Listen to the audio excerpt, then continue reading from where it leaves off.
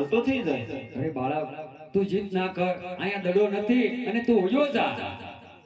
મારો સોનાનો દડો આપો એટલે બાવાજી જે રસ્તે આવ્યો ને એ રસ્તે હું ચાલતો થઈ જાય. હાલ આ બાળક જીત મેકતો નથી તો તેને દડુલિયો પાછો આપી દો. લે બાળક ઝટપટ તું અહીંથી ઉયો જા.